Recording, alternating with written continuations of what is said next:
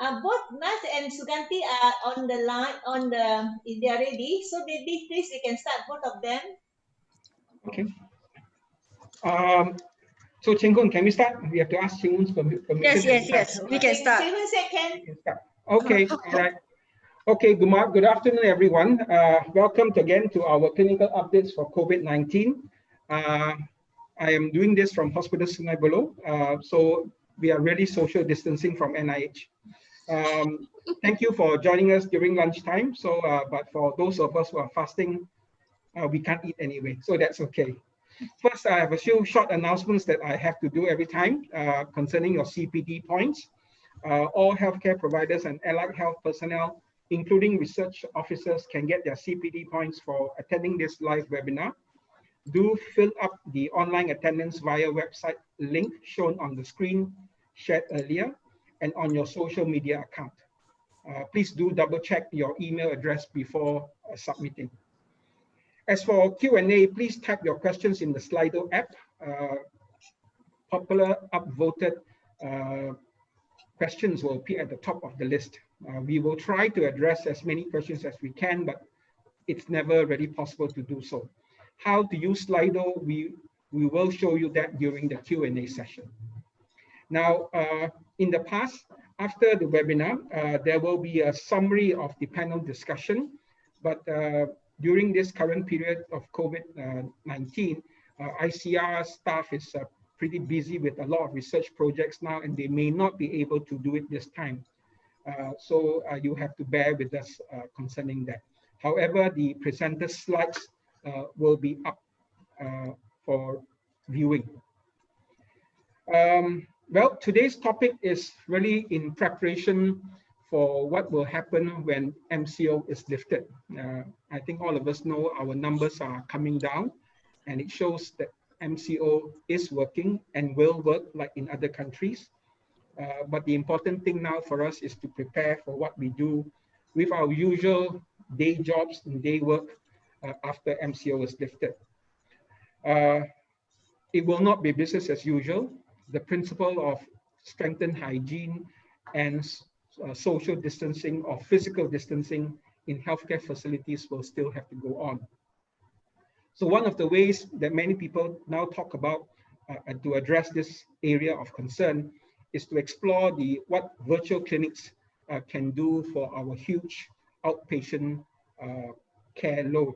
So today's webinar will be talking about virtual clinics at the outpatient consultation level. What is the new norm in clinical practice during and post COVID-19? Now, for this webinar, we have a very busy speaking schedule. We have 4 speakers lined up, and we even have 2 sub-speakers lined up together. But I will introduce them one by one, since the sequence of speakers will change a bit because I think Sungai Buloh is having some technical problems. So we'll let those speakers who are at NIH present first. So I'm sorry for the turnaround to overcome the technical issue. So first off, I presume Pikpin, I will ask Dr. Nazrila to present first. Nazrila, are you ready? All right, sure. Okay, let me introduce you first. Nazrila is a family medicine specialist by training and has worked in health clinics in Klang and Putrajaya. Since 2017, she has held the position of Deputy Director for Family Health Development Division at the Ministry of Health. So I will pass her topic that she'll be talking about will be the pilot project on virtual outpatient health clinics and the MMC guidelines. So Nazrila, you have the floor. Thank you, Datuk. Thank you for having me here, for allowing me to share what we have done in last year, actually, when we were looking at how we can expand our services to through virtual clinics and virtual consultations. This, as I mentioned before, we have what you call that? Sorry, I can't seem to get my slides.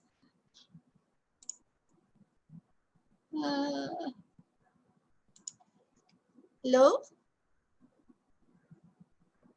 Do you all hear me? Yes, we can hear you. All right, great. How do I But you share? haven't shared your slide. Yes, I'm Bottom of the how- page, Green I'm looking at how to share my slides again. color. share screen. Share screen. Where did my slides go? Oh my God. It seems to be missing from my On the top, sometimes it's on the top or sometimes at the bottom. okay, got it. got it. Okay. Don't worry. It seems to be some goes to thank you straight away. Sorry? Slideshow. Below. It goes to thank you. Sorry, we'll go from the top. Sorry for that. Not very good at this. Okay.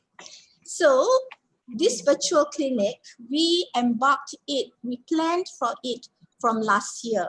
It is mainly to help our KKs, our klinik kesihatan, where we have some issues. We have a problem where our appointment system does not seem to work. So we had congestions at our KK. And because of that, there are access issues. People have to wait a long time. People then default and don't come for our appointments. So, and we want to actually address this problem that we are facing. So our goal at that time, when we plan for these virtual clinics, is actually to improve the accessibility to our primary health care and to reduce congestions at our clinics. So this was definitely before COVID. So this was our main aim. And what we meant when we say that we are doing a virtual clinic is actually a planned contact by the healthcare professionals responsible for the care of a patient, where the purpose is actually for clinical consultation, advice, and treatment planning. We do not plan to do prescription online, nor are we diagnosing online when we plan to do this. So it is a live interactive session and it is by schedule. So our concept is such that now we know to post before all our patients will then go to our clinics or to our private health facilities when they need some consultation or some examination for their health issues. But what we plan to do is actually, instead of going to the clinic now, they are now being able to do some of these consultations from their home and thus save the journey, save the time, and reduce the congestion at our clinics. So we do need a platform to do this, what we call as content aggregation. But during our virtual clinic, when we pilot it out, when we did a proof of concept, we actually just used Skype for Business. So who participated in this? They are adult Malaysians who are registered with the health clinic. That means these are not new patients that has never been to see us. We have their records. And these patients are actually identified by our medical officers. We will approach the patients that we felt that need these virtual clinics, virtual consultations, and that can participate in this. And they agree to do this. So there is an agreement, there is a consent. And our scope at that time was limited. We wanted to just review patients that has come to us, and we need to see their results. We want to advise them on their investigation results, and we want to focus on our chronic disease patients that needs review or need consultation and monitoring of their management as a complement to a usual care. So it does not replace usual care, but it's just a complement.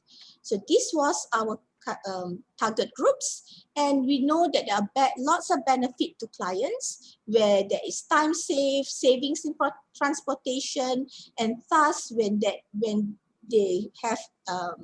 don't need to go to the clinic and wait, there will be increased in productivity, and they are in comfortable surroundings as care is brought nearer to the client.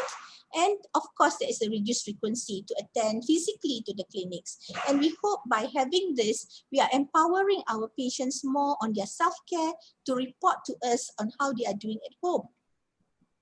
So we did it in 5 different clinics. Putrajaya, Precinct 18, Section 7, Shah Alam Selangor, up north, Seberang Jaya in Pulau Pinang, and also 1 each in Sabah, Luyang, and Sarawak, Miri, Tudan. So we had to do all these things. We actually did a guideline, we gave out templates, we gave out consent forms, and we actually did the planning and the training. And then we wanted to start in May or June last year. So we did our preparatory visits, as you can see through the pictures here. However, we did not manage to do it in May and June because we had some issues on hardware. We thought initially that we could just use tablets, but however, we had problems with tablets where the Wi-Fi connection is not that good, so there is a problem with that. So the best is actually to use laptops or even PC. So we need to procure that, and that took time. But finally, we did it. We managed to roll out only in August, September last year. As you can see, from August and September last year, this is what we have achieved during in our proof of concept in the 5 different clinics. So overall, we can see that success berjaya is not that bad. It's quite high, about 72%. What we mean by success is that patients actually agree to do that. They put it is on the appointment, and the virtual consultation happened. Tidak berjaya means it didn't happen because of various issues, and batal because of connectivity and so on, and batal or they didn't happen. Because of they decided that they are not available at that time, so they postponed the appointment. So overall, we say that it was encouraging, and we planned actually to upscale our scope of services this year. We wanted to include more services other than just what was mentioned earlier.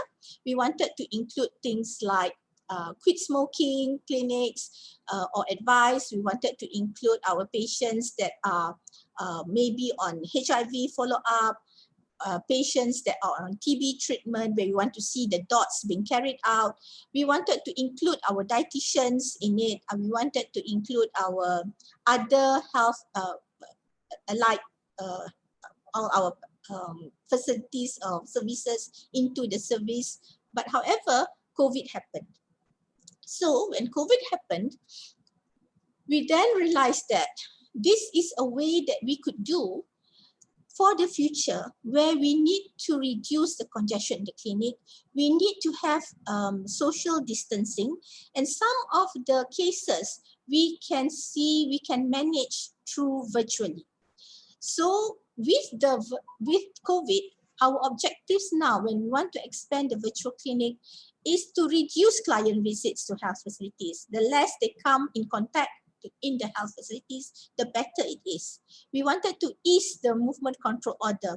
So it helps patients, well, if there is any movement control order, that they don't have physically to go through the roadblocks and so on to see the doctors, but we are able to monitor them at their homes, and of course to curb the chain of transmission of COVID-19. So we thought we want to increase our patients. We want to look whether we can review, of course, review results as usual. We want to follow up our patients' management, and for other consultations if needed, and they can call in if they want to ask on any other issues, and we can give them advice, and maybe order some investigations so that when they come in physically, we can then examine them and also look at the investigations together. So we will reduce the contact time for them when they come to the clinic. We also thought that through this virtual clinic, when they call in, we can triage them and do some follow-up for home surveillance if needed. So these are some of the scope that we are thinking of during this COVID pandemic. So we thought that we could expand to another 35 health facilities. So that will make it 40, and we sort of, this is our initial plan. It might not happen this way. We will prioritize as we go on to where we feel that is needed and where we can do it. So, and when we look at it, these are the functionalities that we want in the system. When we plan for this during this COVID, we realized that we need to have a system rather than just depending on our Skype for Business. There was issues with Skype for Business because it was not that easy for our clients to use. So we thought that with a system that makes it easy for them, where they can have virtual consultation, when they can do online appointments, where there is notification and reminders, where you don't have to call to remind them, it will pop up to remind them themselves. And there is simple clinical documentation for us. As you know, most of our health clinics do not have EMR. So if with a simple clinical documentation online that we can actually do, so it will save time and make it easy for our providers to do this. And we wanted a dashboard and report.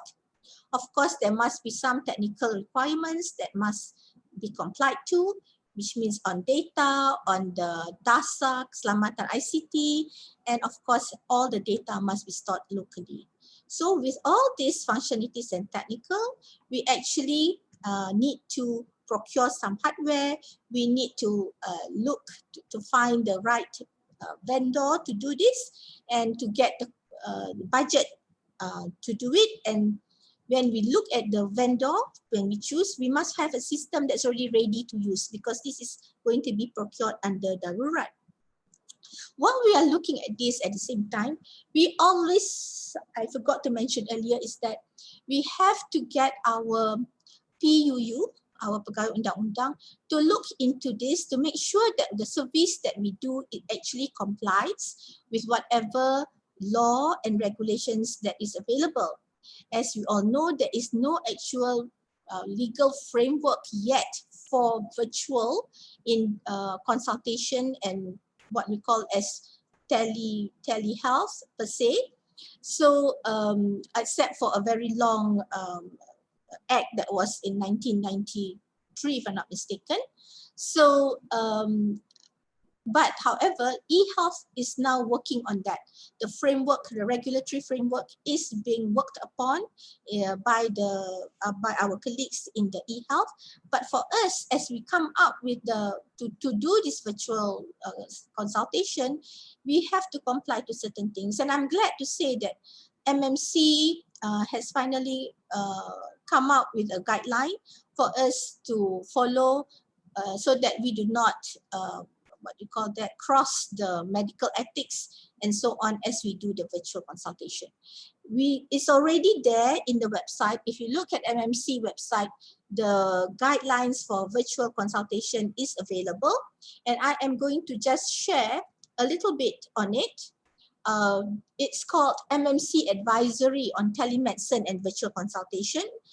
In that document, there is definitions on what it means by virtual consultation. And I think we must understand it is a form of telemedicine.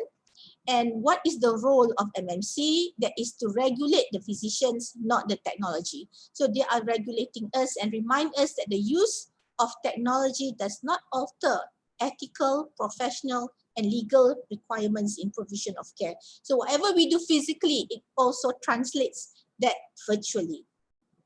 And to use telecommunications, physicians are advised that they must possess adequate training and competency to manage patients through telemedicine, and we must follow ethical and legal requirements where there must be a valid informed consent from the patient.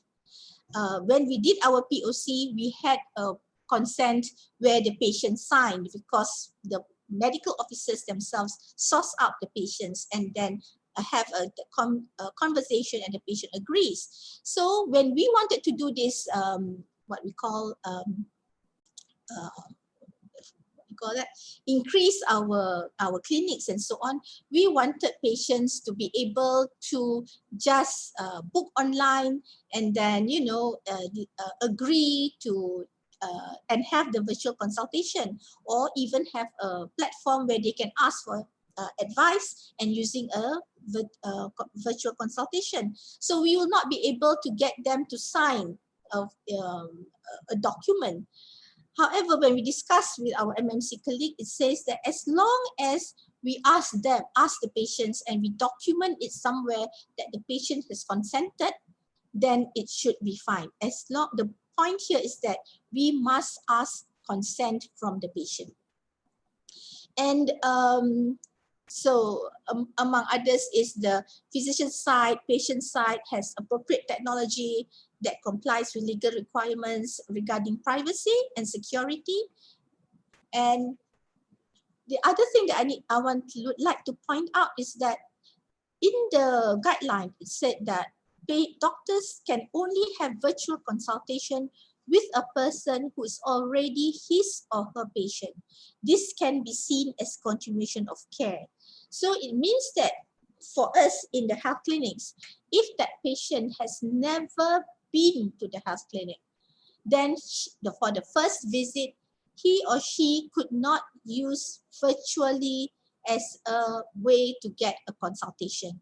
He has to come physically first. But any patients that has been to our clinic where we have her records or his records, then this is considered as already our patient, and so this can be seen as continuation of care, and they can then use the virtual platform to have a consultation. And there is a distinction between advice for wellness during a daily communication and a telemedicine virtual consultation. So for those who actually call up and ask for advice, should they come to the clinic? I think I have this, should I wait, on things like that, where we just give advice but not a consultation or not a diagnosis, then that is all right. So we can actually have a triaging kind of facility if we want to look at this virtually. So,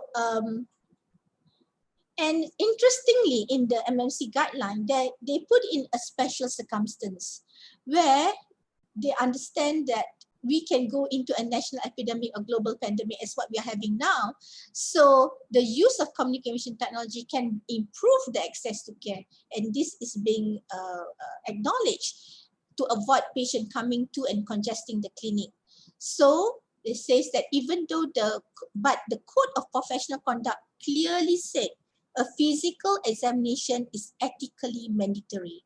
However, a non-physical contact virtual consultation makes a physical examination incomplete other than visual and auditory observation, but it's often possible to make an accurate diagnosis from just the history and a limited visual and auditory observation. So they made that observation, and thus a registered medical practitioner under current circumstances conducting telemedicine virtual consultation feels that this is so in good faith, that means they can make a probable judgment based on that the virtual and what they hear from history, then appropriate treatment can be initiated based on such without the need for a physical examination in person. So I think this is something that is quite really helpful in the guideline, but it only applies for a limited time during the situation mentioned,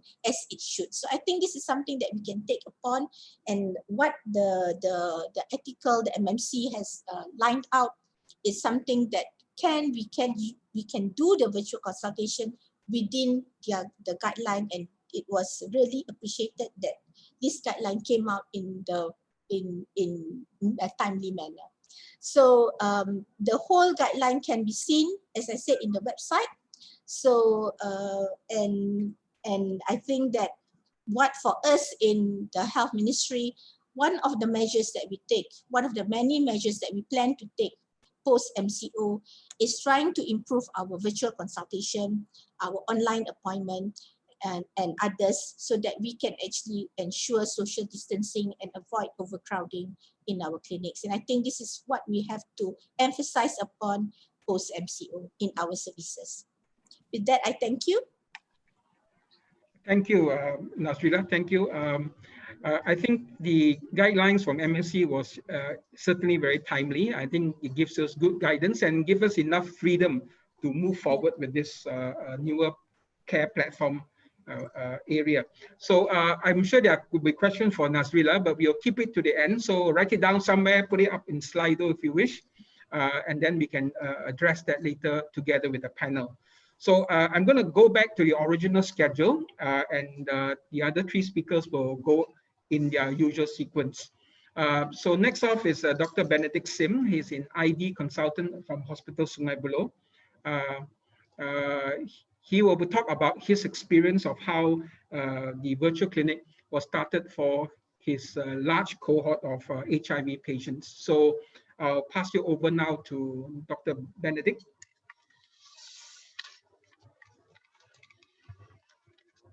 Thank you, Dr. Chris.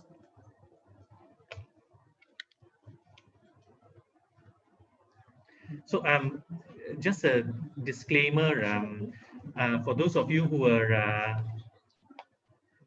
expecting a presentation on COVID. This is not a case presentation on COVID. This is a presentation on a virtual clinic, which I think becomes increasingly important, and its role in the current epidemic, I think, has been underlined.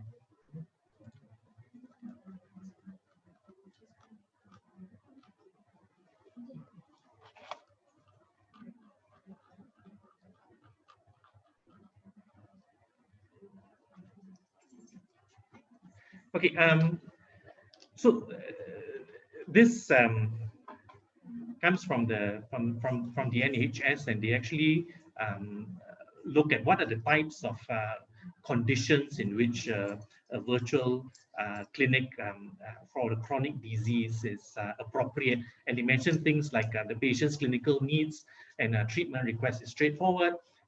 You have access to the patient's medical records. The patient can give you all the information that they want and need by phone or by video link, and you do not have to examine the patient, and the patient has the capacity to decide about treatment. So whenever there are a patient's clinical condition or chronic disease fulfills this definition, then a virtual clinic is appropriate for them. We do not have all the, as Nazrila mentioned earlier, we do not have everything sorted out yet for virtual clinics. There are still some questions at which it is not fully established. One is the conditions for which telemedicine is appropriate. Number two, there are still issues about ensuring confidentiality, safety, security of the information that is given. Of course, there's standards for how you obtain the patient's consent, and how do you confirm a patient's identity. And these are just some of the issues that we have realized from doing telemedicine, and we are studying some of these issues in terms of going on doing trials to actually study this. Just a bit of history into our services for telemedicine in our HIV clinic. It started back more than 2 years ago. Initially, it was just tele-review, looking at patients' blood investigations and communicating with them over the phone about their results, whether it's something that they should be concerned about, or whether we should bring them back in for further investigations and examination. And then in September 2018, we kicked off a tele-review of patients, and so we chose patients who are stable, and we had a set time on Thursday afternoons, and this was done in order to reduce clinic visits. A year later, we moved into expanding our clinics to involve night sessions as well, because we found one of the limitations in recruiting patients was that if the hours are too restrictive, then it becomes difficult for them to join in this clinic. These are some of our numbers that we have recruited over this time, and these are the in 2020. These are the numbers before our MCO kicked in, and with the MCO, we expect to increase our recruitment of patients. So just some the content of what I'll present. I'll start off with the background of the Easy Clinic. And why did we want to start this teleclinic? Mainly it was challenges that the patient faces in terms of work commitment, transportation. We are a referral center for the Klang Valley as far as HIV is concerned. So some patients actually travel quite a large distance. I think based on our surveys, 75% of patients travel between 20 to 90 kilometers to come to our clinic. And as in many other government hospitals, there's many of them end up having a long waiting time, and then there's also parking space problems in the hospital, and there are also challenges for us healthcare providers as well because of the increasing number of patients, the clinic hours being quite fixed, and limited facilities and space. And sometimes we are unable to fulfill patients' circumstances in which, if they can't come during office hours, then it becomes difficult to fix appointments for them, and sometimes they end up defaulting visits, and that leads to bad outcome. So the aim of this setup of this teleclinic was to reduce congestion in the clinic, to improve patients' satisfaction in terms of accessibility and experience, reduce defaulter rates among stable HIV patients. So all of these objectives were remain the same as of 2 months ago, but in these last 2 months, as Nazrila has mentioned, there are other benefits to having this. Number one, you won't get summoned $1,000 if you flout the MCO, and number two, of course, we get to cut down on, or at least it makes social distancing much easier within the hospitals if less patients are physically present. So there's a schedule into this teleclinic, which we call Easy Clinic. So this is the standard calendar for a patient who is not in the Easy Clinic. They come on the first month, they take blood, the second month they see a doctor, and the seventh month they take blood again, on the 8th month they see a doctor, and this cycle repeats every year. Okay, and when we calculated the time involved, and including collecting of medicines, patients were spending between a day or two in total spending time in hospital. And with this Easy Clinic, we've managed to cut down some of these hours, and even if we include collecting medicines, even if the patient were to come to collect medicines every month, whereas there are other options nowadays where we can actually post medicines to patients as well. The overall time spent in the hospital is 14 to 18 hours. That works out to 40 to 60% time saved coming to hospitals. So the patients can, this is how we recruit the patients. So when the patients come to see us in the 2nd month visit or in the 8th month visit, that's when we assess them whether they are suitable for, whether they fulfill the criteria for coming into the Easy Clinic. So this is the internal pathway where the patient is recruited at a two-step process. Initially, initial recruitment by the doctor to screen through which patients may be appropriate for this, and then a more detailed screen by the counselor, and then the counselor will give the appointments and the briefing regarding this session. So this, so we've got a schedule just for patients who are on the Easy Clinic, and then on the next thing that needs to be done is on the day before or the time before the teleclinic, where the doctors, so we've got a doctor's roster, and then they prepare themselves before the video call, and the WhatsApp reminder is given to the patients by the counselor 1 day before the video call so that they don't miss the appointment. on the day of the appointment itself, the patient is registered, they are made ready, made sure that they are ready for the session, and then the doctor attends to it, and afterwards the counselors give the follow-up and feedback form. What the doctor needs to do after that is to document it into our clinical notes, and then arrange for any further visits or interventions if the patient needs any new referrals or any investigations that need to be arranged for. Lastly, the doctor collects whatever issues that may have arisen, either clinical issues or technical issues, and then we meet up and discuss these issues once a month. So there's a patient selection criteria. This is a very loose criteria where a doctor goes through. We choose patients who are stable in terms of HIV, and they have got any comorbidities. The comorbidities are also stable, and they don't have any medication side effects. At the moment, we are only choosing patients who are fluent in Malay and English, but of course, moving forward, this can be expanded further. And we also it's important to make sure that the patient is familiar with teleconferencing. If the patient has used a Skype video call before or a WhatsApp video call, then that would be good enough. And then they'll be referred to our counselors, our paramedic counselors, and our paramedic counselors will go through a more detailed selection criteria, looking at ensuring that comorbidities are stable, patient has a good record of compliance with medications and compliance with appointments, and they understand their disease well enough. They've got stable social circumstances. They've got WhatsApp so that we can communicate with them easily, and they have got a suitable schedule, and that if they change their contact details, they will update us. We explain to the patients about the benefits of Easy Clinic, the limitations of it, and there are limitations, as what Nazrila can mention, the main limitation being that we can't examine the patient.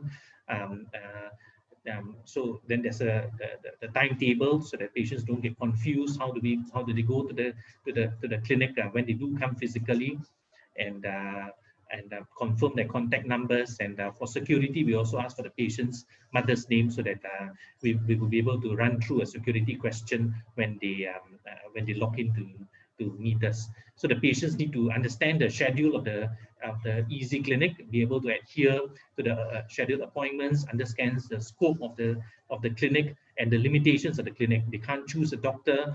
If there's an acute problem that arises in between clinic visits, it can't be addressed in this teleclinic.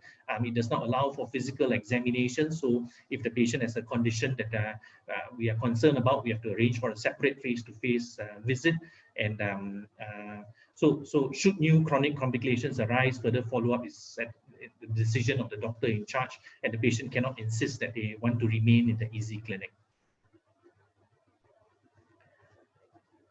The role of the doctor, we have to ensure that our doctors are trained. They have completed a training module for HIV. They have had at least 3 months of experience in a HIV clinic, have been set in with video call sessions before, and they are committed to monthly debriefing sessions. So this is a checklist of things that they need to do. They need to be punctual, review all the notes and the vital signs and the blood investigations before the clinic starts, and then we confirm the identity of the patient when we call them. We try not to use disease-defining words just in case there's any compromise in confidentiality. And so there's a consultation checklist as well, where the doctor goes through in case that to ensure that they don't miss any important points. But this is just a guide to the doctor, and they have to keep in time, because 15 minutes later the next patient will be calling in, and after the video session they document the encounter and make any necessary arrangements for the patients if there are extra arrangements that need to be made. The role of the counselor is to register the patient, remind the doctors, confirm that the patients did take their blood investigations, and ensure that patients are well reminded. Okay, so this is a message that a template of message that we'll be giving out to a patient before the session. This is the platform that we are using currently. We are using a program called Video, and which is HIPAA compliant. that means it meets the standards for teleconsultations for medical needs, and confidentiality and all is ensured. This is given to the patient, and okay, and this is the template of for them to give us feedback after the session. So the role of the patient, again, a checklist to prepare any queries they have for the doctor beforehand, be punctual, be decently attired, ensure that you are in a suitable place and time. And we encourage the use of earphones or headphones for better privacy and clarity. And if they have a companion coming during the clinic, to ensure that whoever is there also knows about the patient's status and doesn't interfere with the clinic consult. So these are the things that we need to have in order to run this setup, the hardware, if you may. And these are the human resources and the infrastructure that we need. And finally, what the patient needs. They need to be tech savvy, have a data plan, and so yeah, they understand the limitations of this clinic, and they are able to commit to this clinic. Okay, this is just a short video on what we send to the patients.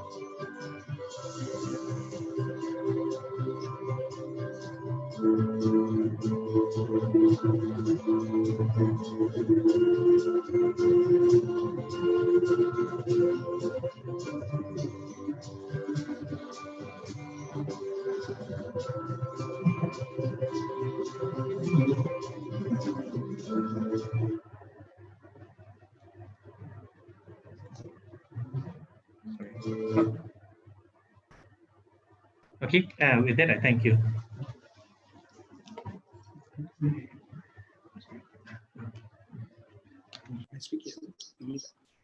Thank you, Ben. There's an echo here. Hold on.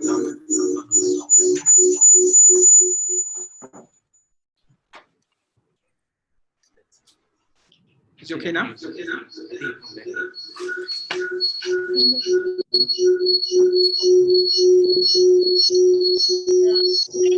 This computer's microphone and also the audio completely mute this computer. You just Yes. allow him. Yes, Cheng Hoon, thank you for nagging me. Thank you, thank you. It's off now. All right. Thank you, Ben. Obviously, there's a lot of background work that needs to be done before you can start off a proper clinic consultation. And I think the ID unit is still trying to get things working better. The good news is Dan didn't have time to share with it, but the good news is those we have been able to review the follow-up care of these patients up to 2 years now. And based on their viral suppression, they do just as well as the patients who are doing the face-to-face encounter. And that is very reassuring. Okay, let's move on to a next platform or next discipline that also uses telemedicine or teleconsultation. With us is Dr. Suganthy Robinson from Hospital Kuala Lumpur. She's a consultant dermatologist, obviously, and she's also the chairperson of the Malaysian Psoriasis Registry. So she'll be sharing with us the experience of using telemedicine in dermatology, obviously. So Suganthy, you have the floor. Yes, thank you, Dr. Lee.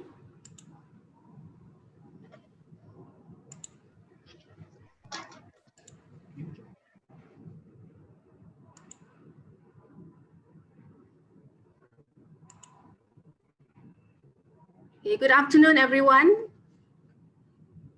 I'll be sharing with you my experience in teledermatology, which is actually not a virtual clinic per se, but more of a valuable tool that we have used in the past to diagnose and manage skin diseases, in particular in rural areas who do not have direct access to a dermatologist.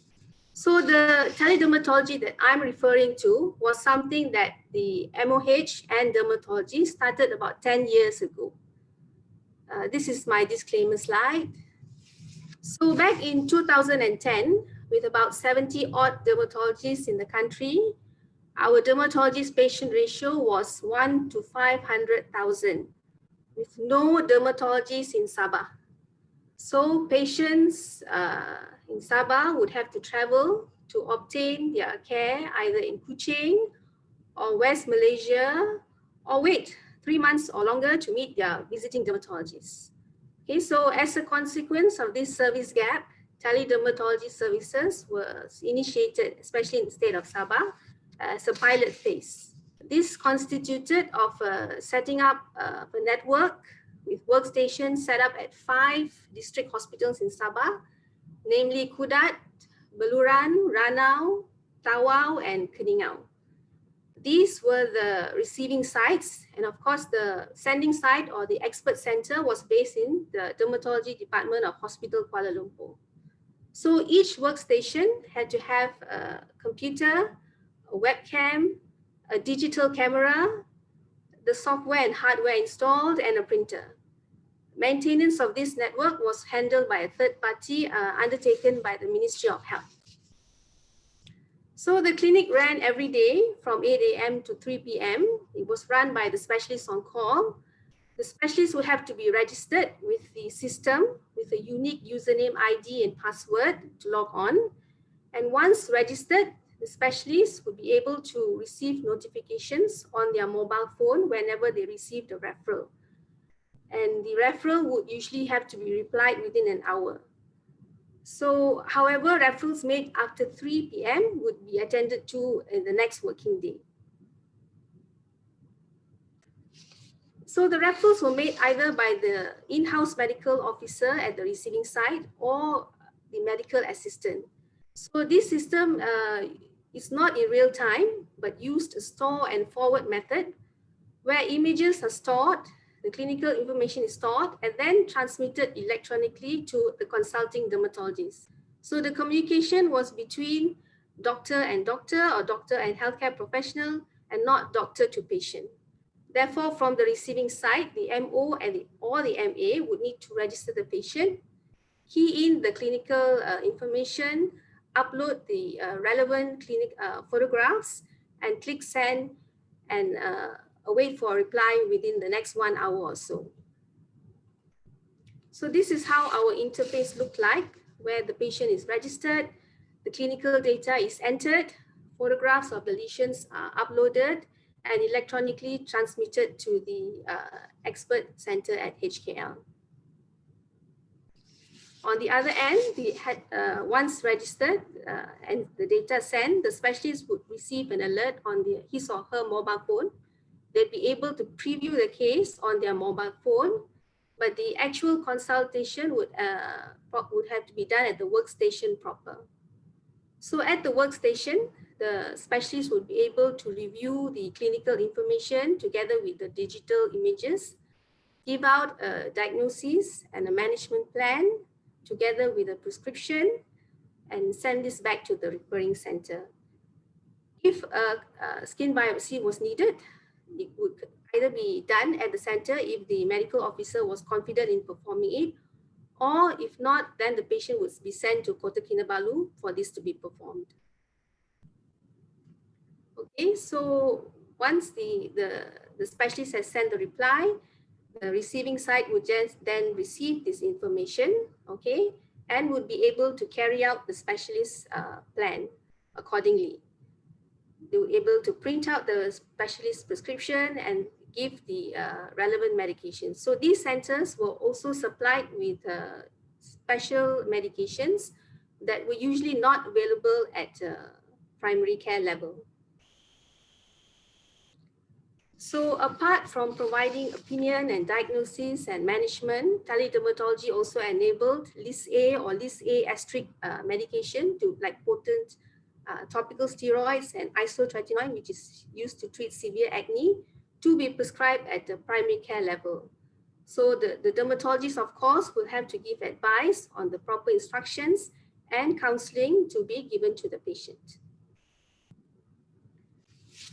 The specialist would also be able to give feedback on the quality of the referral, the clinical information provided, whether it was adequate or not, and the quality of the digital images. And especially for inpatients, they could actually follow up the progress of the patient, and this two-way communication between the medical officer and the specialist could go on actually until the patient is well enough to be discharged.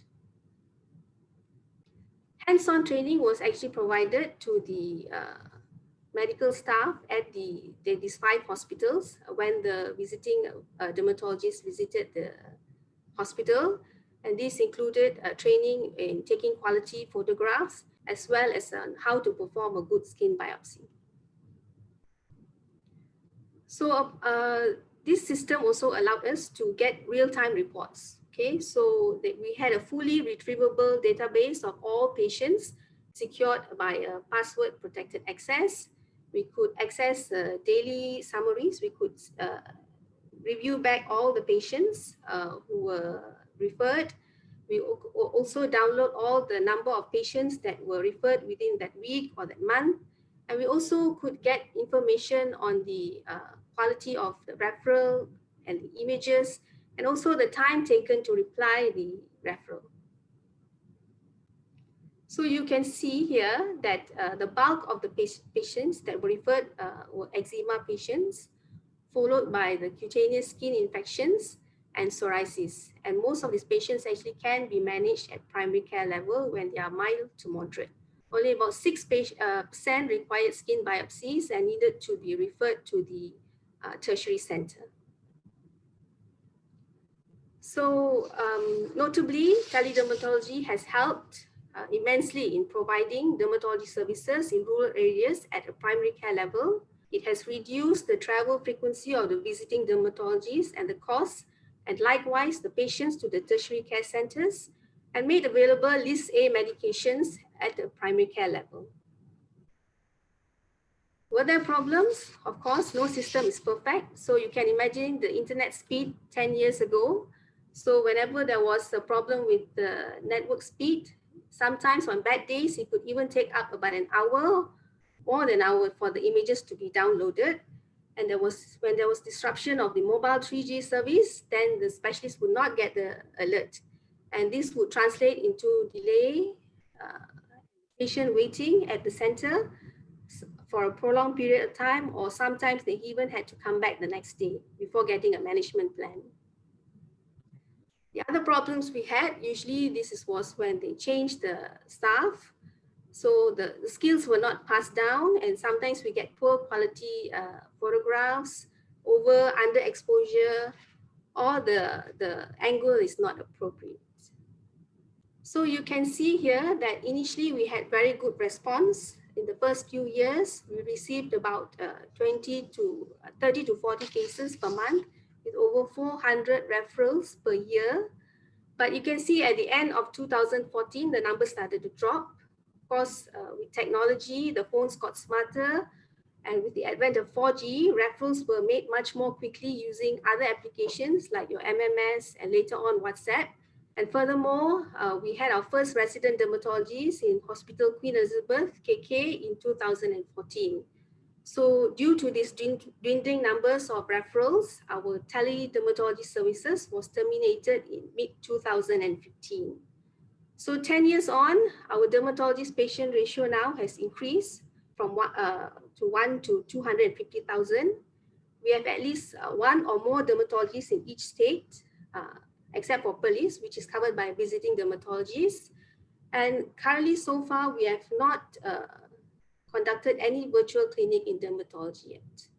So with that, I thank you.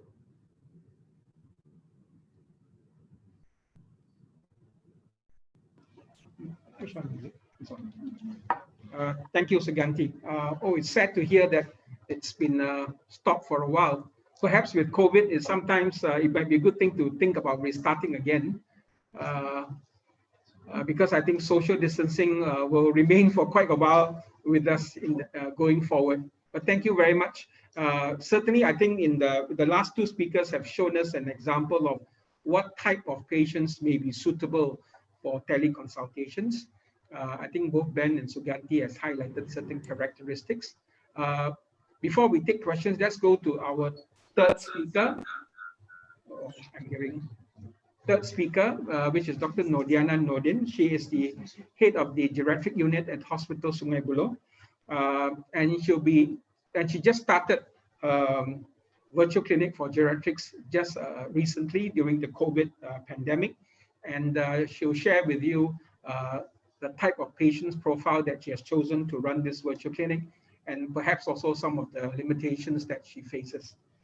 She'll also be joined in the presentation by two of her team members, but I'll leave it to her to introduce them later in her presentation. So Diana, you have the floor.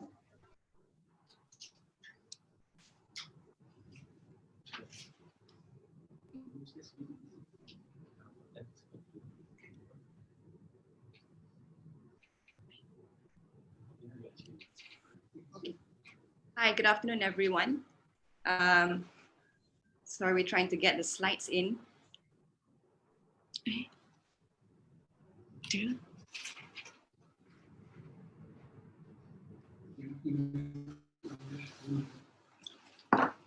Where is the slide? There's a bit of technical error.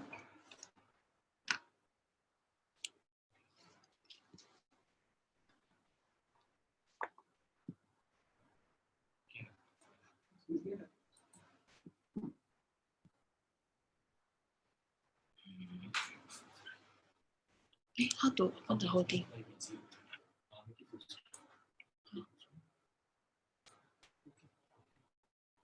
I'm not seeing it here. They've seen that. Mm-hmm.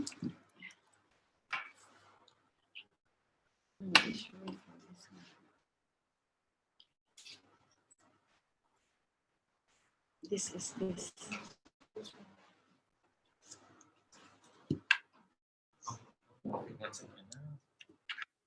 This is not what you're supposed to be seeing.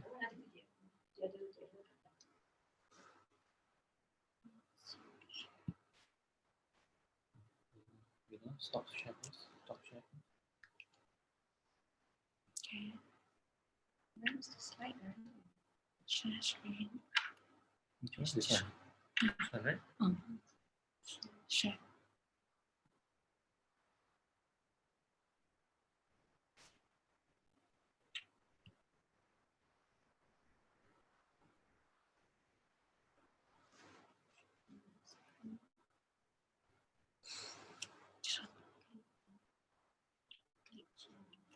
Share.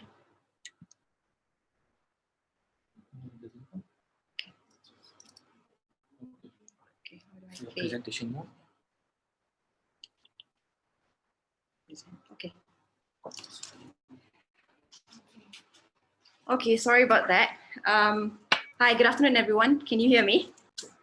Can you see the slide? So thank you, Dr. Chris, for the kind introduction. I'm going to talk about geriatric teleconference visit, which we've just initiated barely about 3 weeks ago.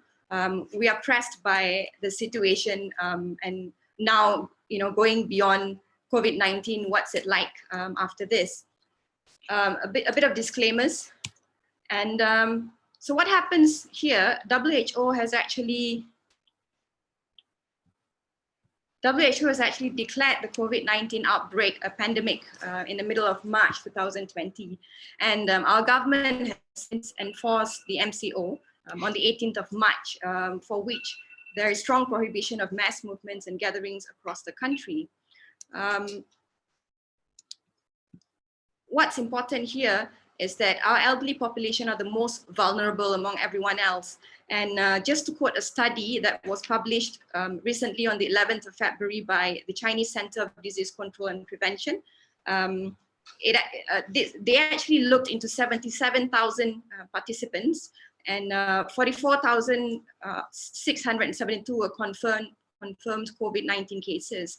There were no fatality reported at the age of 9 and below, and everyone else above had a fatality rate of 0.2% until it reaches, if you notice, until it reaches the geriatric age, where there is an exponential rise of percentages of fatality from 3.6% right up to 15% in the Chinese population.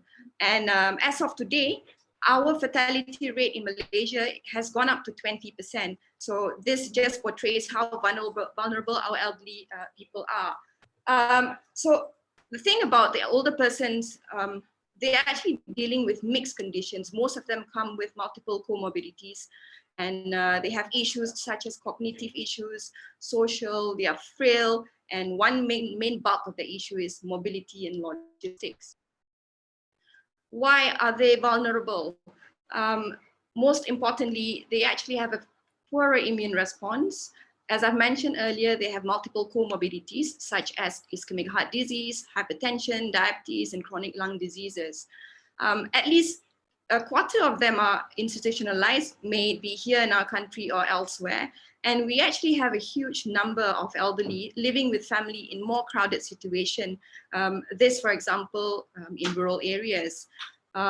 Obviously, some of them actually live in isolation and they have huge mobility challenges. So this gives us more pressure into reaching them.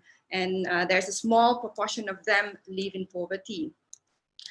So why did we come up with GTV, the Geriatric Teleconference Visit Clinic for our elderly patients? As I've mentioned, main reason is they're vulnerable, and we noticed a huge default rate in our hospital.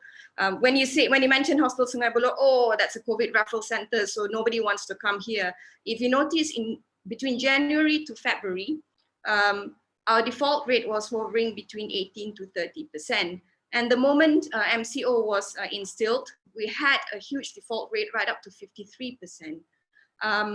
And at this point of time, between March to April, it went up to 64.7%. That's the highest default we've seen so far in our clinics. And this is despite us slashing off the clinic up to 50%. So from that 50% who was supposed to come to us, we had a default rate of more than that. At one point, one of the days, we were literally waiting and there were no patients. And when we called, they were actually being stopped at the roadblock. With GTV, for the past 3 weeks, we've actually had a slight drop. It's down to 50% default rate, and we are hoping to see better response in the near future. Now, moving on, we also worried about this movement control order. So if you notice, prior to 2 days ago, when they've lessened the rule that you can now travel in pairs, we were not allowed to travel, so we were supposed to be driving alone. Our elderly patients, they normally come with their caregivers. If not their caregivers, they'll be coming with their spouses or their children. So that doesn't help in our usual traditional clinics. We had 2 of our patients on the day itself. This is running the traditional clinic. When we called, they were stopped at the roadblock and they were actually being instructed to return back home. So all the more reason we really needed to reach them, because otherwise, they end up not coming in the future as well. Of course, with this MCO, we want to avoid crowding in the hospital. So obviously GTV proves beneficial. When there is a huge default rate, we do expect a default in medication compliance and adherence. So this is one way for us to solve this issue. And it's one way for us in looking at how can we actually serve more and more of our patients. Finally, our ultimatum is we do want to reach them. However they are, wherever they are, we really do want to reach them. So telehealth has been used in home-based models to reduce the need for healthcare providers and to make home visits, also to help meet the increasingly complex needs of older adults living at home. What has been proven in virtual visits out there, studies have mentioned that it is proven beneficial in supporting family members or even the patients who actually have dementia. Although some discussions have said that no, it's not wise to treat dementia virtually or over the phone, but even psychiatrists have actually looked into teleconferencing with their patients to avoid things like behavioral and psychological disturbances. So how do we select our patients? At the moment, pressed by the situation of the MCO and this COVID pandemic, all our patients with or without the next of kin who consent to this, we actually allow them to be recruited in our GTV clinic. And we only see follow-up cases of existing cases that has been to us. No new cases are being seen in our GTV because I believe that we have to examine them physically. And with agreement, they ought to have availability of good connection via mobile app and also computer. They should be fluent in Malay and English, or if they have caregivers who can translate it for us. Now, if you talk about elderly patients, the older persons, they normally come with a hearing and visual impairment, so we do expect them to be prepared. We have the advantage of looking into the notes when recruiting patients. So if we think that they're not well enough to be seen, if they have certain impairment, so we will actually continue with the traditional clinic. So if they have hearing and visual impairment, we tell them in advance to put on your glasses, to put on your hearing aids prior to the consult. The main limitation is short of physical examination, so we're not able to examine them. So things like lung examination, cardiovascular examination, that has to be exempted, and we hope that this is just it's not a replacement clinic, but it's just a transient phase, and the subsequent appointment patient ought to be seen physically. Of course, the usual limitation is connection and signals, where image resolution is not that great, and with this, it doesn't smooth the consultation. We had a case of miscommunication for where we have received consent from the next of kin, which is the daughter of a patient, who agreed, but then on the day of the GTV, it was passed on to the maid, who happened to be the caregiver of the patient, who lives in Pahang. So yeah, with this, we didn't expect this, but these are the kind of things that we would see in the near future. And yeah, we're still in the beginning phase, so we are learning. The good point about this is it is definitely a patient-centered approach. We have received good feedback from both family members and the patient themselves.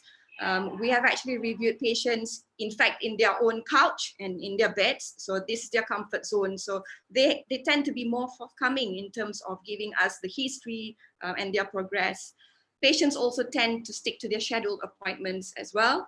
And for me, I feel that I get to explore impending issues.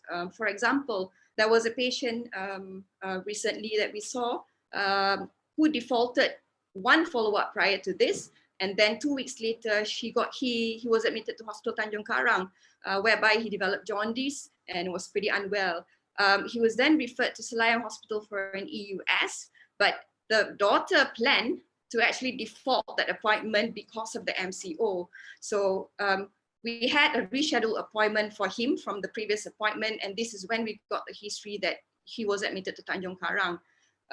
The reason why he defaulted prior appointment was at the beginning of MCO, the main person who brings him logistically usually is stuck in Kampung, in Kelantan.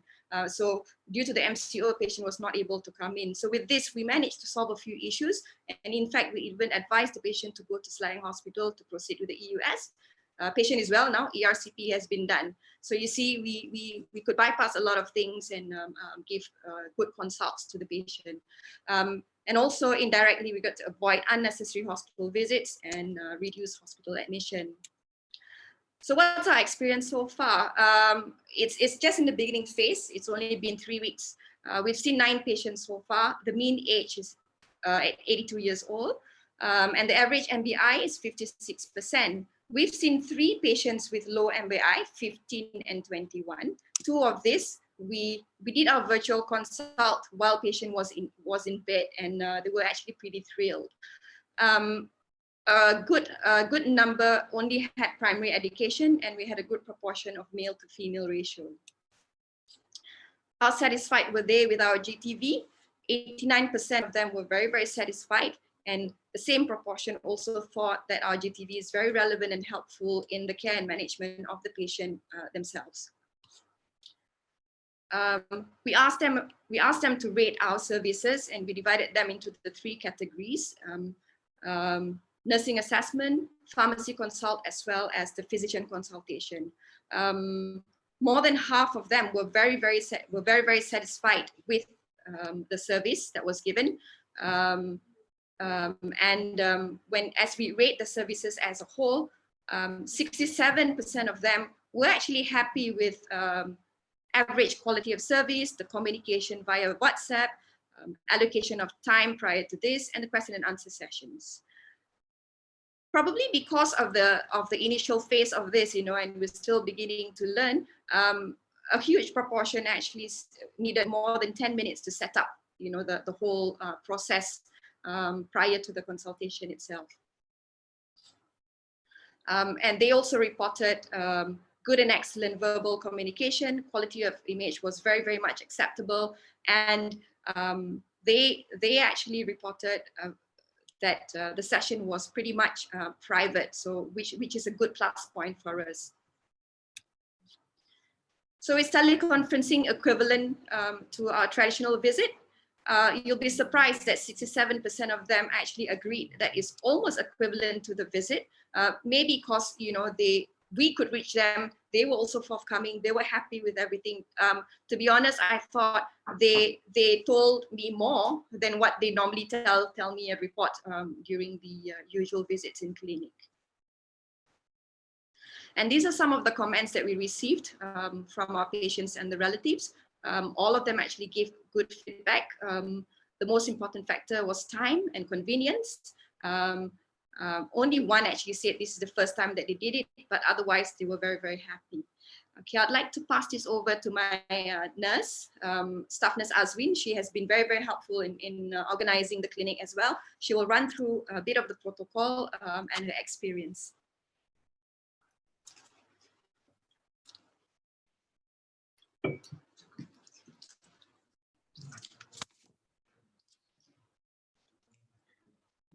Thank you, Dr. Diana. Hi, Assalamualaikum, and good afternoon, everyone. I'm staff nurse Izatul Azim from geriatric team. Let me start with GTV flow. Before consultation day, we will send 3 messages to the family member and the patient.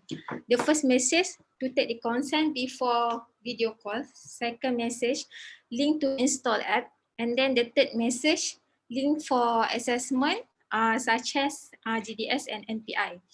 On consultation day, we register first before start video call, confirm identity patient, and we can ask the family member to for vital sign, and then geriatric assessment. After patient finish to see pharmacy and consultation doctor, we need to text the patient or family member next appointment and give feedback form. This how identification confirmation. Like the picture, patient will have to show evidence of identification, hospital card. For the assessment, first mini mental state examination, we call MMSE. Like the first picture, patient must copy the shape and then show via video call. The second assessment, clock drawing test, we call CDT. Let me share the video. I would like to stress upon this CDT. We were skeptical if patient were able to do.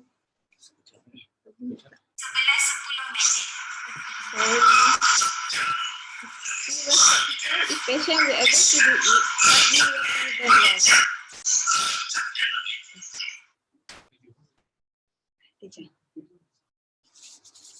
Okay, the next assessment for Barton and Lawton, we can interview patient during GTV. For NPI and GDS, link will be given the page to the patient 1 day before prior to GTV. So comparison GTV versus traditional visit. GTV, the first limitation during communication, but traditional visit, easier communication since assessment is done face-to-face. Second, bias as family tend to help with the assessment, but the traditional visit not biased because the assessment will be done between nurses and patient. Third, no proper documentation and filing happy for the assessment, but the traditional visit, proper documentation after filing after assessment done. Now I will pass to our clinical pharmacy, Puan Siti Malisa. Thank you.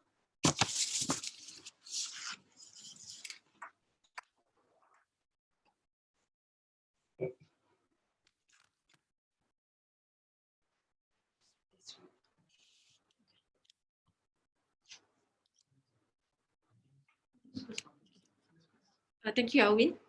Hi, everyone. Looking back at the workflow presented by our nurse, we pharmacists were actually replicating the normal clinic flow with a bit of changes. Traditional visit, both objective and subjective assessment were done on the clinic day, but in GTV, we sent the objective assessment prior to the session 1 day earlier together with the nurse's assessment. It is a self-answered questionnaire to measure adherence. This will actually cut down the time to see patient during the teleconference. On the GTV day, as per traditional clinic day, we talk to patient and reconcile the drugs. By doing this, we will identify any drug-related issues. Since adherence is my top priority, adherence assessment will come first in the picture.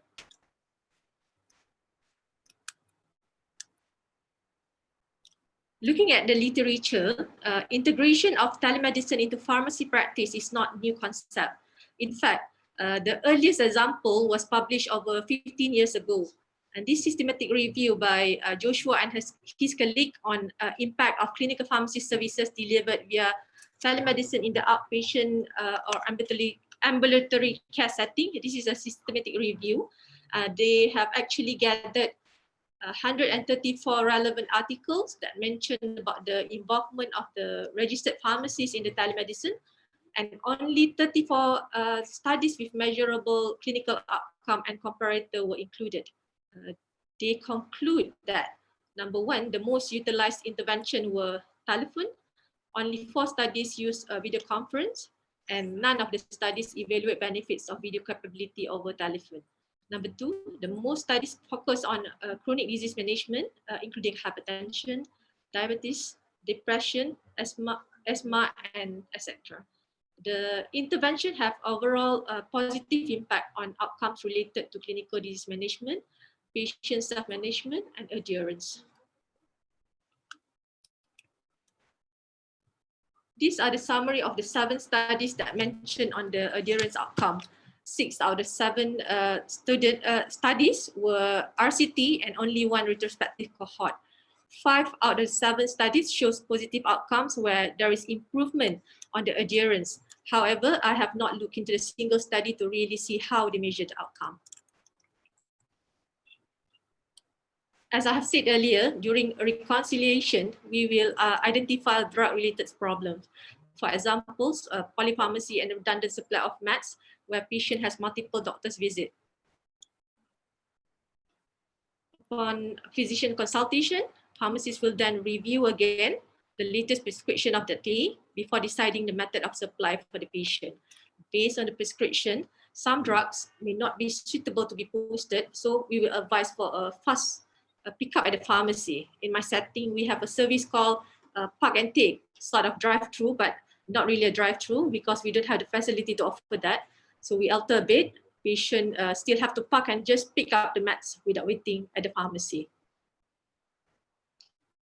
But, this is a short video clip on how we run the session with patient. The patient and family has actually consented us to use the video for educational purpose.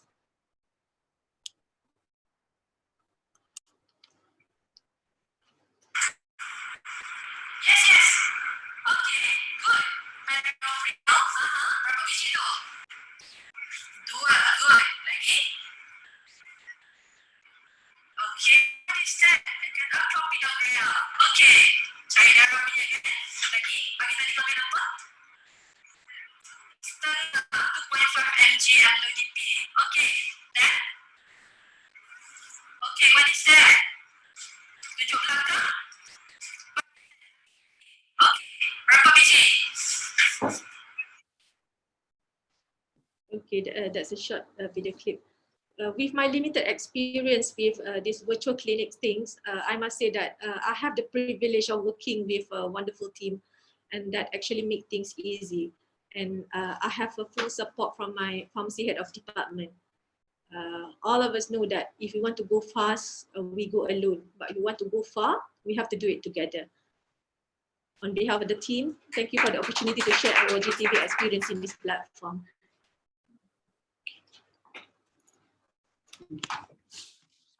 Thank you very much. You won't let me talk.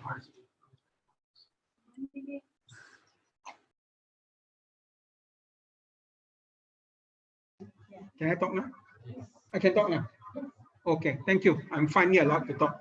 Thank you, Melissa. Thank you very much. Now, I think let me quickly summarize before we go to the Q&A. We have a lot of questions, and I apologize first. I don't think we can answer all of them.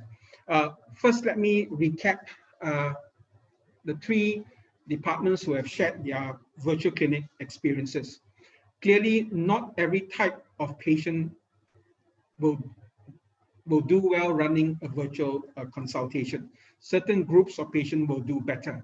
The more homogeneous the group, the easier it is to run the service. The more stable the patient, obviously follow-up patients, the more stable the patients, the easier it would be to run these services. Now, and these services can never stand alone. You heard the issues about physical examination. So all these virtual clinics will be linked together with the usual traditional face-to-face encounter. For the ID clinic, interspersed with the virtual consultations, in between were the physical attendance, where the patients will have their blood taken at the same time, will be examined and seen by a doctor. So in 1 year, they will still be seen by a doctor at least twice a year. For a stable patient for HIV, that's pretty okay. And clearly there are some issues that we don't have answers to yet. And I think, but with the COVID-19 thing right at our doorstep, I think we have very little option but to explore further with this. And we will probably find solutions as we go along. Okay, I'm going to go very quickly to some questions. We have 3 sites that we'll have to answer, obviously, at Putrajaya, at HKL, and also at the group here in Sungai Buloh. First, the most important question. How do patients pay the fee? It's all about money. Terrible. First thing they want to know, how do you pay the fee? Now, I'm going to answer on behalf of Ben and probably on behalf of Diana, because their clinic, free one, no need to charge, free one. So Ben want to collect money, also don't know how to collect money. Diana, patients forget to give money, so they are done. So I'm going to ask Nazrila, Nazrila, they are very concerned. How to collect money? Kerajaan no money.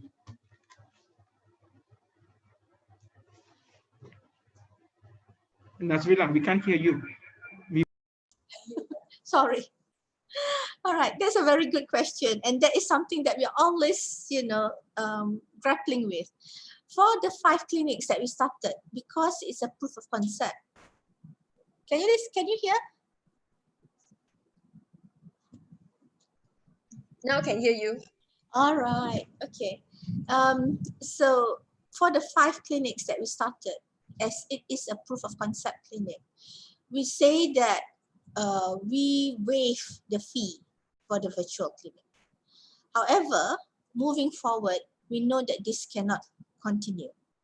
So what we hope is that we are able to link the online, when they book the appointment, that online payment mechanism will be available for them to pay for the registration for those who need to pay.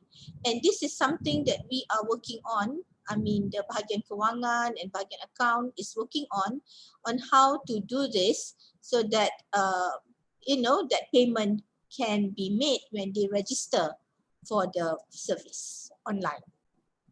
So it's work in progress, Datuk. Right. Okay, so for all those people, you want to do free service, better do it now. Later we'll find a way of charging people, huh? Right. Okay, let's go to the next question. Is that all right? Okay. This question came up very frequently. I'm sorry, I have to address this to Nazrila again. These are policy questions. Are medical practitioners providing telemedicine in Malaysia protected by medical indemnity insurance? Wow. Wow. That's a tough question. Buka puasa time. Come on. Can't hear me? Still can't hear me? Hello? Can you hear me? Yes, yes. All right. This is quite tough. Yeah. It's a tough question. I am not sure whether it's protected by medical indemnity insurance. All I know is that we have to follow whatever we do at our virtual platform is going to be applicable as it is through our physical, the way that we do our physical clinics. So if we do not follow that, then we are being, what you call that, we will be liable if we don't follow our medical ethics. So whether the medical indemnity insurance covers telemedicine is what we are, I'm sorry, I can't answer that, but I think our framework, the regulatory framework, will address those issues that is being worked upon by our e-health people. Thank you, Nazrila. I'm sorry if my reply to that is out of context because I missed some part of your reply. The connection in Sungai Buloh not so good. They never pay bill, not so great. Must tell Kudip what you. But we discussed this in ministry in last year, and whatever service that's done officially under Ministry of Health, of course, MOH will cover our practitioners when they do teleconsultation officially. But in the private sector, you're right, it's a different ball game, and there will be an area that needs to be explored further. All right, let's go to the next question. I'll try to give Nazrila a break. Nazrila, I won't kacau you so much for a while. But here everybody asking about money, money, money. I don't know. Okay. Okay, let's finish with Nazrila first. Okay, last question for you. Okay, Nazrila, I'm sorry. Okay. Is verbal consent sufficient for the virtual clinic, or do we need a written consent of some form? From my discussion with the MMC rep, verbal consent is fine as long as it's being documented. We have to document that a consent has been taken, that the patient has consented to it.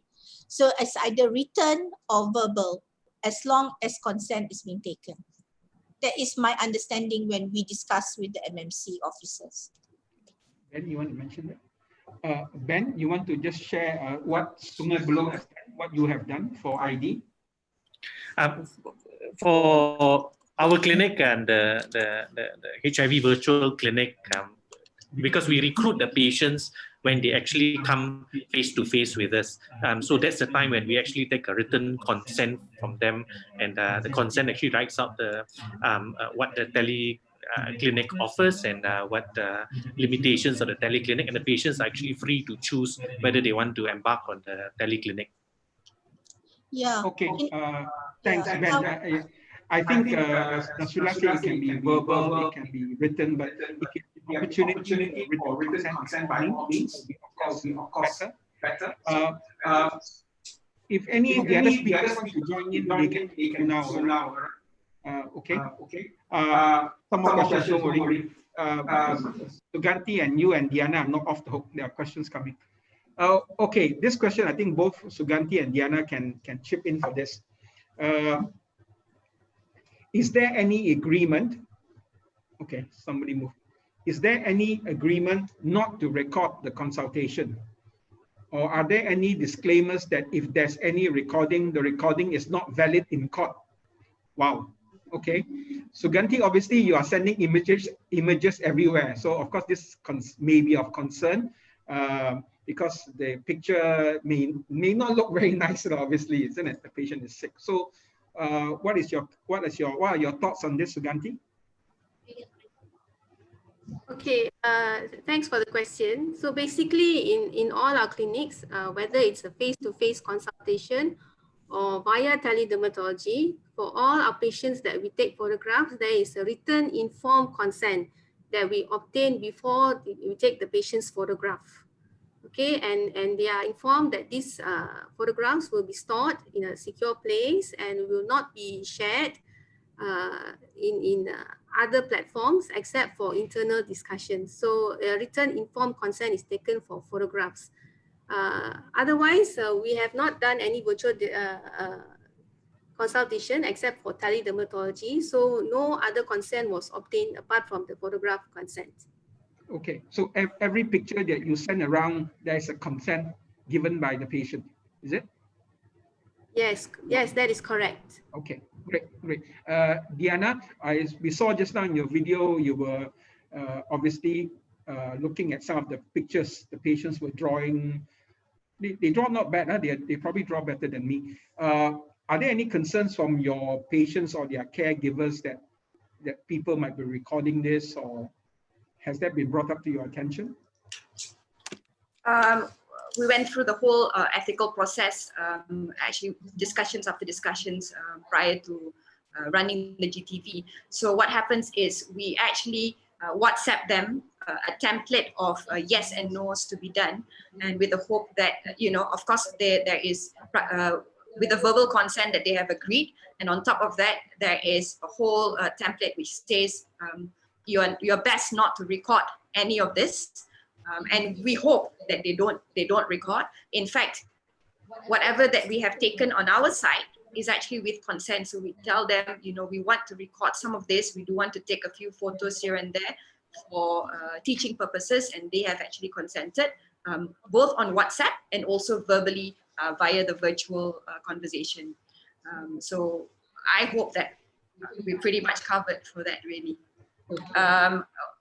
Just to add a note, we do not have this written consent like the infectious disease team, but we do have a consent replied by the family or the patient themselves on WhatsApp that we screenshot and we save all of those as the acceptance of the consent.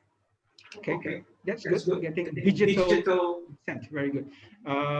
Now, the next question I'm going to address to Ben, because the issue is on confidentiality. So surprise, surprise, Ben has the most major issues in the area. So have there been any occasions of inadvertent breach of confidentiality? Because you hold a lot of sensitive information, isn't it, in your consultations? How did you address this? Yeah, thanks, Datuk. That was always one of our major concerns and priorities because the clinic that we are running, infectious disease clinic, is almost completely patients with HIV, and so quite a lot of thought was put into this, and we went through various rounds of how do we ensure that the person whom we are seeing behind the screen is actually the person who is supposed to speak to us. And so we came up with security questions as well. We checked the last 6 numbers of the IC. We asked the mother's maiden name, which has been keyed in before in the previous visit when we are recruiting the patient. So far there has not been any issues of confidentiality. The other thing that we have been concerned about as well is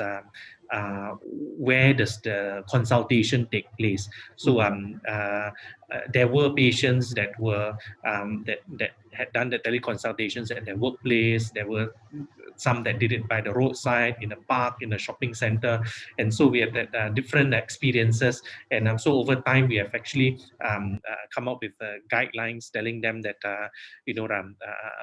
to use headphones or earphones so that when I speak, nobody else around you can hear, and also to find for a suitable place and time when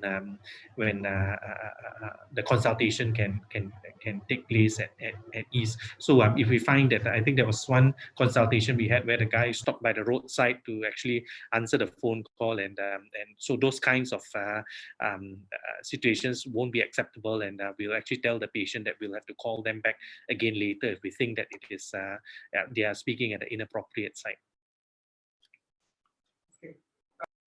I think just to add on to what Ben has talked about breach of confidentiality, and I think Diana may have alluded that to some degree. Now, there was some concern that the patients may be recording the consultation.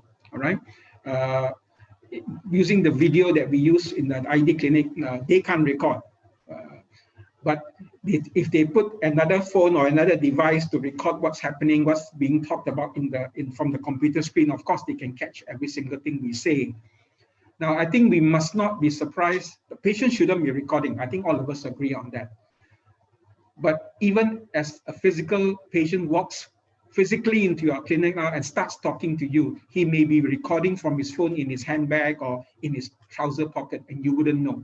So everything we say can be recorded. And I think here in the modern era, we have to assume that our discussions may be recorded. They shouldn't, but they can be. I think there's always a safer assumption, all right? And I don't think here, as what Ben suggested, if when we start running that consultation with the patient is not in a suitable place, then we can always ask them, can you find a more suitable place? And we will call you back in 5 minutes time or 10 minutes time or whatever, so that sometimes we just catch them in the wrong place because they say they'll be okay at 4, but suddenly they may be in the wrong place. These things can happen. So that allows us some flexibility. I just want to ask my own questions, because here the telemedicine or virtual clinic takes away, number one, as Nazrila mentioned, takes away the distance of coming to the clinic. The next, it takes away the issue of the time dimension to it. We can run it at night because the patients may be finding more suitable at night. So I think Sungai Buloh mentioned that they have already started the night clinic. Can you maybe, Ben, give a short mention about how that night clinic has gone? So we've taken a survey among our patients and asked them which is the most suitable time frame, and actually 60% of them mentioned that the best time to have a clinic is actually between 6 to 8 p.m. So that spurred us on to open the teleclinic at least once a week at nights, and moving until 9 p.m. So it was more of to meet the patient's needs, and because we realized also when we were too restrictive sensitive to the time, then some patients who would otherwise qualify for the virtual clinic were not keen on it because they know that at that time I'll be at work and it wouldn't be a suitable place for me to have the teleconsult. Okay, I think time is running up, so I'm going to squeeze in. You're all making funny signs at me. I pretend not to understand. Mohan, what signs you do with your fingers? I don't want to see. Don't. Okay, quick question here for Nazrila. All right, I'm sorry, I'm Nazrila. I'm breaking my promise again. Someone wants to know: are you rolling out virtual clinics for all KKs in Malaysia? Well, we are trying to definitely. Sorry, can you hear me? Okay, can you say that again? Thanks. All right. We are looking at increasing the number of clinics that we can do virtual consultation. It might not be applicable to some areas where maybe the clinics are not that busy and the people are able to access the facilities easily, but definitely at the urban and suburban areas would be our first priorities. So we are thinking about it, going about it in phases. Give us a little bit of time, and then we want to definitely roll it out, because the proof of concept, the 5 clinics that we have done showed that it could work. I just would like to answer a little bit on the question on indemnity just now. I just got a text, somebody that told me that telemedicine and e-consultation is covered under MedDefend, and it states so in the clause 3.33 in the certificate. So those who have MedDefend, it's not to be concerned. It is covered. Great. Okay, we are all insured then. Very good. Okay, final question. This one directed directly to Diana. This person wants to know, since you just started the GTV just a few weeks ago, how did you manage to do it in 3 weeks? Wow, Diana, somebody is impressed. Okay, you have the floor, Diana. Last one. Tough question.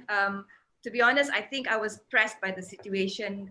As I showed in my slides, the graph portrayed the huge percentage of default. So I was very, very concerned about the aftermath, and then I spoke to our ID colleagues and the staff who has actually run this. But ours is slightly different from their system. So we planned it all up. The tough part, well, the challenging part about geriatric medicine is I don't function alone. I'll have to function in a team. So I needed to have several discussions with our nurses, our clinic nurses, geriatric clinic nurses, and the clinical pharmacist at best on how to replicate our day-to-day service to the home virtually. Having that, we started writing our protocols, implemented what is being written up in the MMC. And we had a strong backup from our IT department as well, who actually helped to install the program in our desktop in the clinics. So at the moment, 2 rooms are being used for our GTV clinic, as well as our usual running clinic traditionally. How in 3 weeks? I don't know. We just had to make it happen, and yeah, Alhamdulillah, it's been going smoothly. Okay, thanks, Diana. Oh, sorry, meant to say something.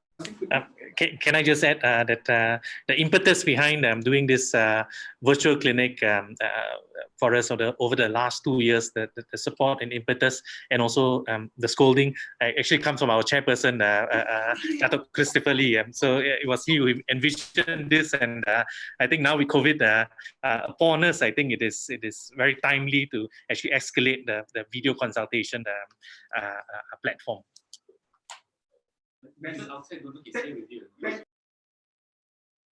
I'll vacuum. Like this also, you want to blame me too much. Okay, thank you everyone. I must thank all the 4 speakers for spending their time and their experience with us. I think suffice to say, this is something that we have to take on board going forward. COVID-19 just makes the need more urgent. And this is a good time to take the impetus to drive it forward. I'm going to challenge my clinical friends here. It is the 4th IR. We talk about it all the time in our talks, but we have to walk the talk. Otherwise, it will never move. Those earlier days in HKL, when we were sitting in the physician's clinic many, many years ago, I think Dr. Hisham will definitely remember, we always make fun of it. They all came to our offices then in the 1990s to give us new computers, new screens, and say, this is telemedicine. I never switched it on even for one moment because I think nothing came up from that. I don't know how much money was spent. I think HK or Suganthy must be sitting on some of them still. But that was making fun of the past. But now it's been so many years, technology has certainly improved. Very soon you'll get 6G and 7G, very soon. We have no excuse not to do it. But the good thing is, in a short period of time, we have people who have just started the services like what Diana has done, someone who have done it a bit longer, like Ben and the team in Sungai Buloh. And Nazrila has helped to put certain regulations and certain guidelines in place, either through MOH or through MMC. So there's some experience on the ground for people to tap on. So I think if people are thinking of moving forward, I'm sure you can call them up and get some sharing of experience. None of us have learned to do it well yet. We are all still learning as we go along. And I'm sure in the years to come, the regulations will come into place and things may be on more solid ground. So with that, I hope you will take this opportunity and start a new adventure, starting something new. It's kind of fun as well. And I think generally patients find it extremely convenient. So with that, I want to thank again all the 4 speakers, Dr. Benedict Sim, Dr. Suganthy Robinson, Dr. Nazrila, and Dr. Diana from Hospital Sungai Buloh, and her team of staff who spoke with her just now. I also want to thank ICR again for doing this, Dr. Goh Pik Pin, I know she's hiding somewhere, and Dr. Chew, who controls everything from the back, who necks us to death. So I hope all of you have found this useful and inspiring. And we look forward to see you in the future editions of the clinical updates in COVID-19. So everyone, thank you and goodbye and stay safe.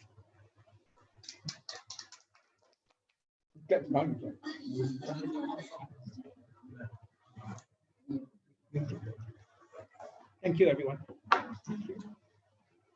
Okay. Thank you. Christopher, Chris, thank you from here. Thank you for the idea. Virtual clinic is here to go. Oh, okay. Unfortunately, today I can't drink your coffee because fasting today. That's why I covered it. Okay. Okay, bye.